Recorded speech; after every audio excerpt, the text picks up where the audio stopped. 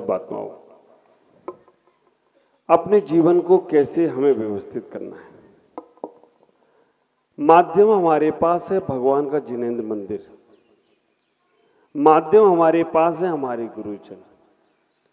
संसार में जीना हर कोई सिखाएगा। आप इतना ही विचार करके रखना, संसार में कैसे जीना है, कैसे रहना है, ये हर कोई सिखाएगा, लेकिन संसार से कैसे जाना है ये जैन धर्म सिखाएगा। हंस हंस कर जीना हर धर्म सिखाता है, हंस हंस कर जीना हर धर्म सिखाता है, और हंसते हंसते मर जाना ये जैन धर्म सिखाता है। हंसते हंसते मर जाना ये जैन धर्म सिखाता है। और आप विचार करके रखना, मरते समय हंसने का नाम, मृत्यु के समय चेहरे पे मुस्कुराहट कभी देखी है आपने? कोई हंस रहा हो व मर रहा हो? नहीं देखी। साधु संतों की समाधि नहीं देखी? देखी ना। आप विचार करके रखना, आप संसार में रहकर जब, और आप अभी ये सोच रहे हो कि महाराज पहले दिन ही मरने की बात कर रहे हैं, जीने की बात ही नहीं कर रहे। हर क्षण मरण हो रहा है।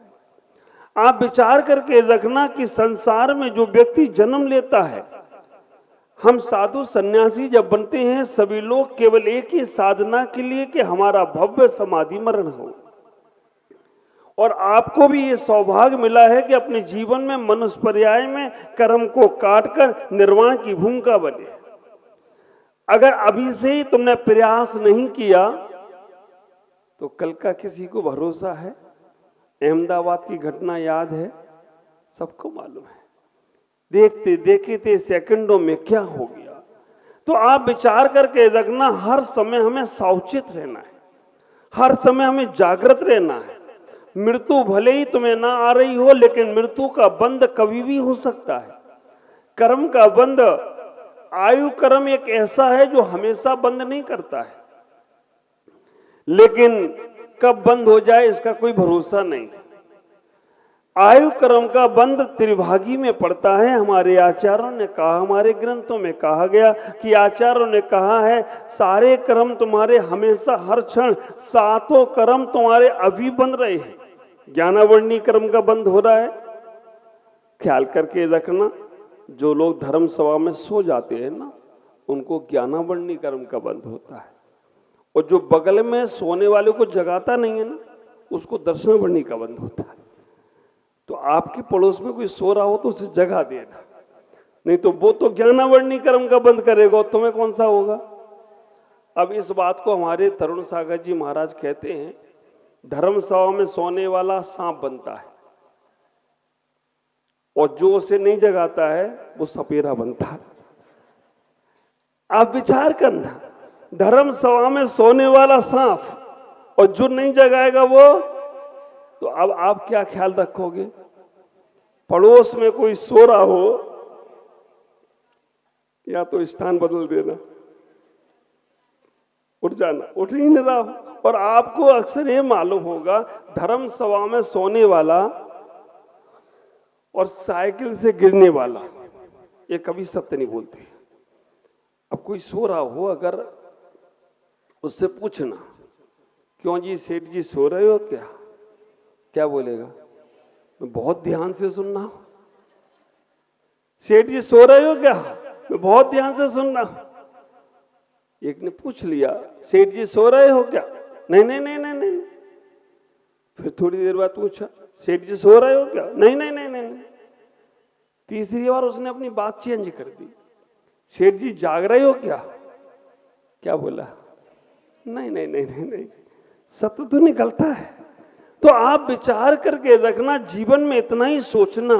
अगर धर्म सभा में, और आप एक बात का और ख्याल रखना, जो लोग अभी मंदिर में बैठकर पूजा कर रहे हैं, मुझसे दीमापुर में पूछा, महाराज स्वाध्याय करना महत्वपूर्ण है या पूजा करना महत्वपूर्ण है? मैं आपसे पूछता हूं, स्वाध्याय महत्वपूर्ण है या पूजा महत्वपूर्ण है? स्वाध्याय परम तपः। आप विचार करना, हमारे आचार्यों ने कहा है कि अगर भगवान की दिव्यदेशना खिल रही हो, जिनवाणी का रसापान चल रहा हो, पूजा उस समय रोक देना। पूजा तुम बाद में भी कर सकते हो, लेकिन अगर जिनेंद्र की वाणी एक बार निकल गई दोबारा मिलने वाली नहीं है।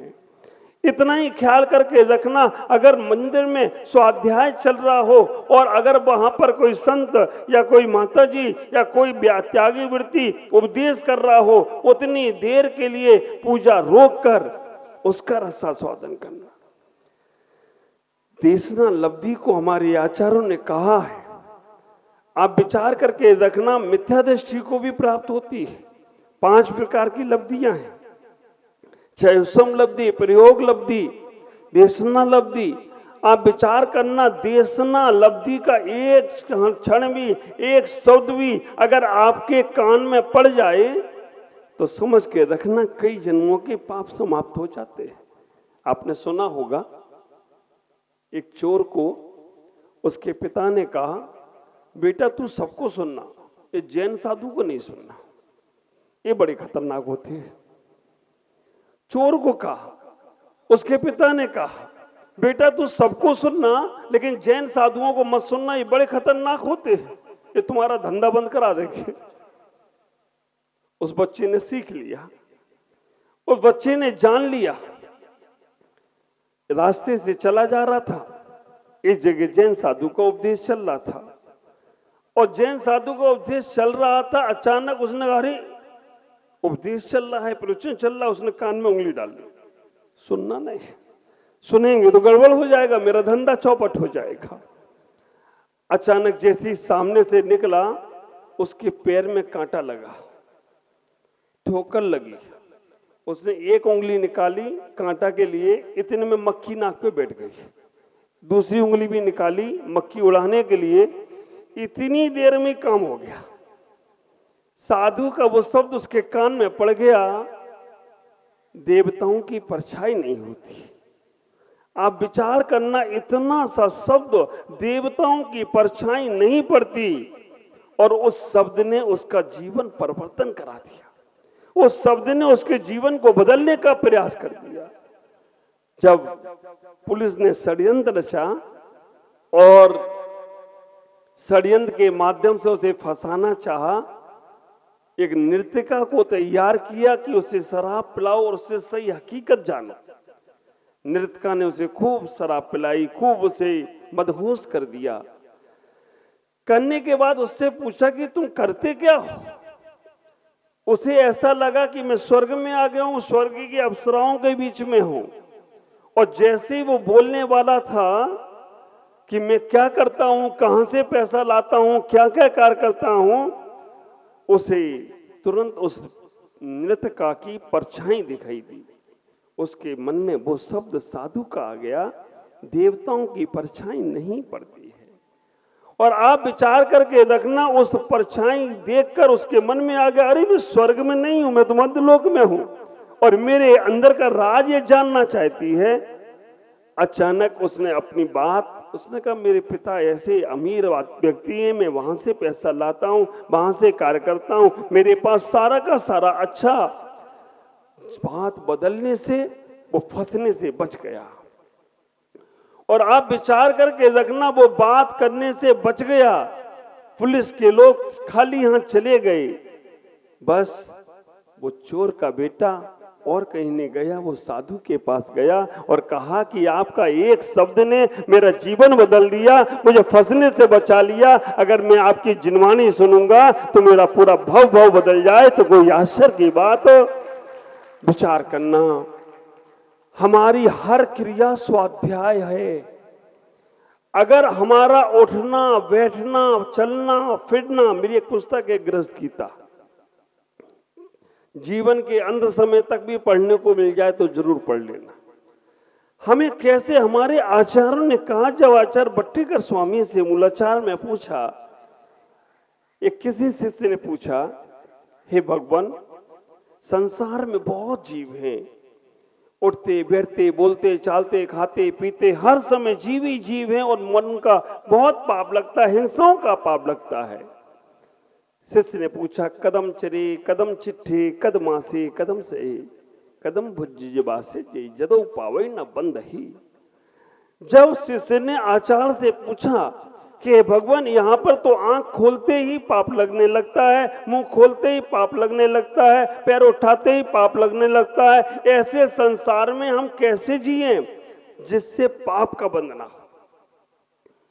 आचार्य भट्टिकर स्वामी ने बहुत अच्छा उत्तर दिया। आचार्य भट्टिकर स्वामी मूलाचार ग्रंथ में साधुओं को कहते हैं, संतों को कहते हैं और वो शिष्य को भी कह रहे हैं।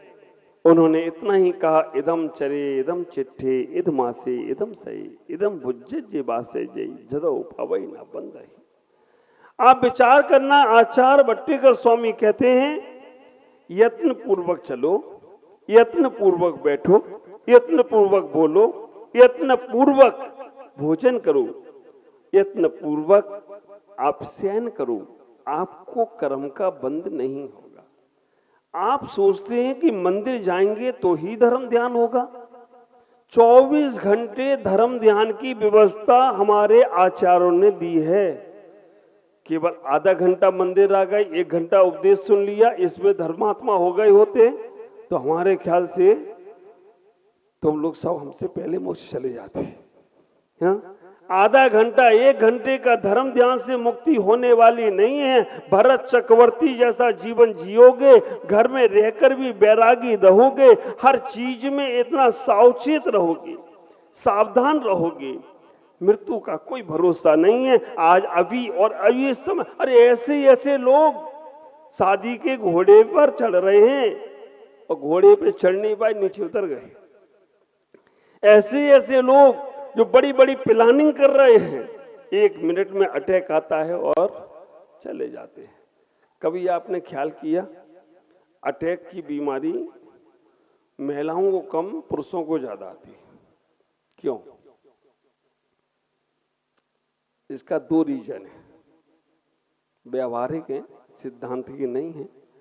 महिलाएं इतनी अटैक करती हैं, हाँ, पति घर में घुसा नहीं, 1 अटैक, मेरी सुनते नहीं है, दूसरा अटैक, बच्चों की फीस जमा नहीं हुई, तीसरा अटैक, इतनी अटैक, इनकी अटैक टू अटैक और इधर हार्ट अटैक हो जाता है। और दूसरा कारण ये है, अगर कोई घर में समस्याएं आए तो ये महिलाएं सब कह देती हैं, हाँ? पुरुष अंदर रखता रहता है। अब देखना, पागल खाने में महिलाएं कम पागल मिलेगी, पुरुष ज्यादा पागल मिलते हैं। मालूम, महिलाएं रोज पागल हो जाती हैं, थोड़ी रोज पागल होती रहती हैं, इसलिए इकट्ठी पागल नहीं होती। और आप अंदर ही रखते रहते हो, फिर इकट्ठे पागल होते हो। तो आप इतना ही विचार करना, अपने जीवन का कोई भरोसा नहीं है, पता नहीं कब क्या हो जाए, इसलिए हर वक्त जागृत रहना है, हर वक्त सावचेत रहना है, हर वक्त सावधान रहना है। 24 घंटे धर्म ध्यान की व्यवस्था हमारे आचार्यों ने की है। आप सोचते हो कि मंदिर में, हमारे आचार्यों ने तो पाकशाला से लेकर पाखाने तक धर्म की व्यवस्था की है। हम आचार्यों को, मुनियों को, साधुओं को, वृत्तियों को, त्यागियों को, माताजियों को 5 प्रकार की समितियों का वर्णन किया गया। ईर्य समिति, देख के चलो, वो धर्म ध्यान है। भाषा समिति, सोच कर बोलो। आप विचार करके रखना, मंदिर में अगर हम तेज आवाज से बात करते हैं, किसी ने कोई गलती की, आज के हमारे युवा क्यों नहीं आ रहे अब से करने? यहाँ तो बहुत सारे आते हैं युवा, क्यों? क्योंकि हमारे मुख से अगर तेज आवाज निकल गई, वो युवा कहेगा इससे अच्छा तो मैं घर में ही अच्छा, क्योंकि यहाँ मेरी खिंचाई हो जाती है। युवाओं को कैसे आगे लाना है, कैसे हमारे बच्चों को आगे बढ़ाना है, आप विचार करके रखना। एक स्कूल में पूछा गया 8 दूनी कितने होते हैं? एक बच्चे ने कहा 8 दूनी 18। जो क्लास टीचर था उसने कहा बहुत समझदार, बहुत अच्छा, आशीर्वाद दिया उसे।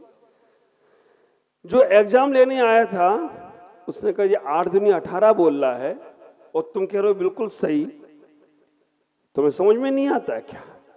उसने कहा सही बोल रहा है। जो एग्जाम लेने आया था, लगता है कि तुम्हें भी नहीं पता, उन्हें हमें भी पता है और ऐसे भी पता है।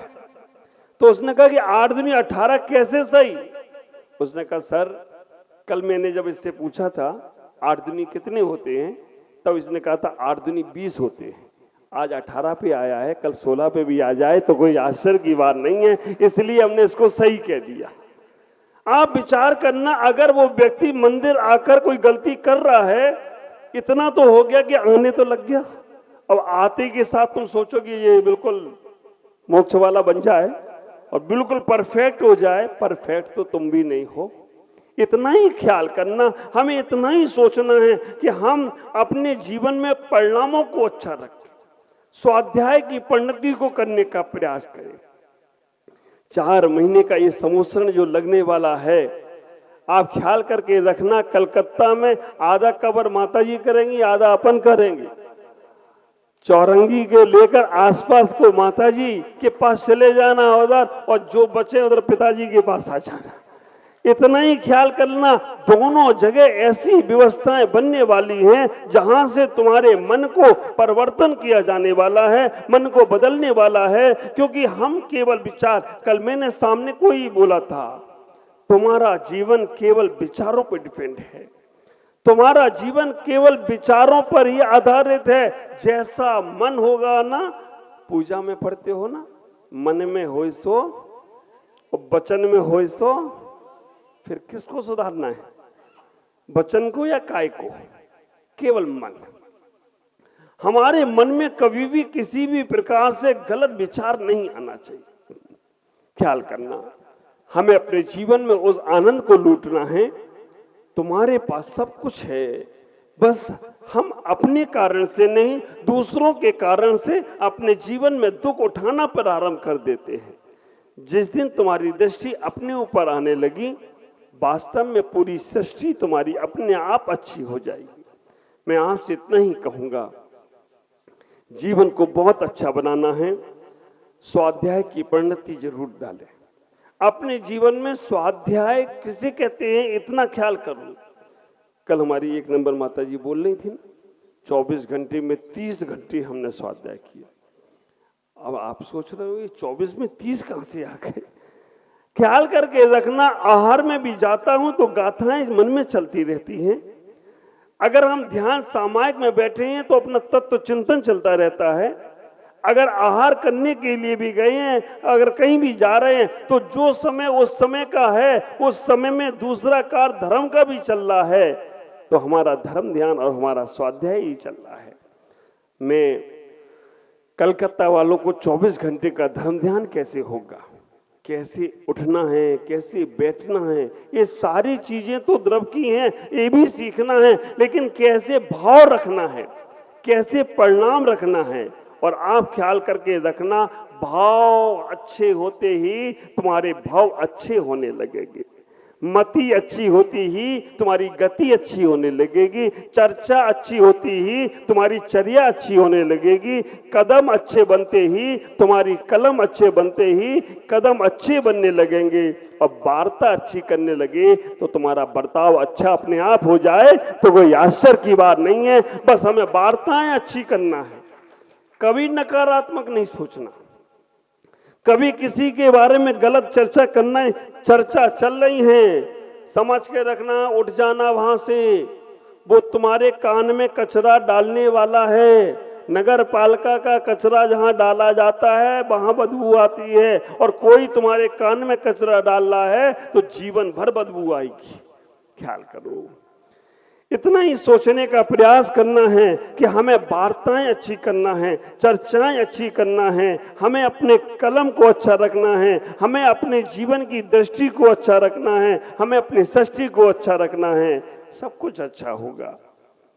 मैं थोड़ी सी चर्चा करूंगा, लेकिन उसमें आपके जीवन को बदलना कैसे है, घर में भी धर्म ध्यान कैसे होना चाहिए, आपका जीवन में ईर्ष्या समिति, भाषा समिति, ऐसा समिति, भोजन कैसे करें जिसमें धर्म ध्यान हो जाए, आदान निक्षेपण समिति कैसे बैठे, विचार करना। आचार्य विमल सागर जी महाराज जो बैठ गई एक बार, नेमीचंद नाम था, उनके पिता ने कह दिया कुत्ता भी बैठता है तो पूंछ से नीचे छाड़ कर बैठता है। एक शब्द ने उनके जीवन को बदल दिया। उन्होंने कहा अब मैं बैठूंगा तो पीछे लेके बैठूंगा। वो दादा गुरु विमल सागर जी महाराज बन गए। उन्होंने पीछे लेकर, क्योंकि बैठने समय आपके पास रुमाल तो है ही, एक बार रुमाल लगाकर बैठ जाओ, आपका बैठना भी धर्म ध्यान हो जाए तो कोई आश्चर्य की बात नहीं होगी। और रुमाल नहीं है तो हाथ तो है ही, हाथ से भी ऐसे कर सकते हो। अब ये नहीं करना, मैंने एक जगह उपदेश दिया कि रुमाल से करना, बैठना नीचे, वो यहाँ कर रहा है ऐसे ऐसे। मैंने किसको झंडी दिखा रहा है, ऊपर हवा में ले रहा है। मैंने बैठना नीचे है बाबा, नीचे लगा। लेकिन आप बैठते हो नीचे भी लगा कर नहीं बैठते हो। आज इतना ही, शेष चर्चा कल करेंगे। जीवन को समझना है, आनंद से भरकर जीना है, बहुत अच्छा होगा। ओम नमः।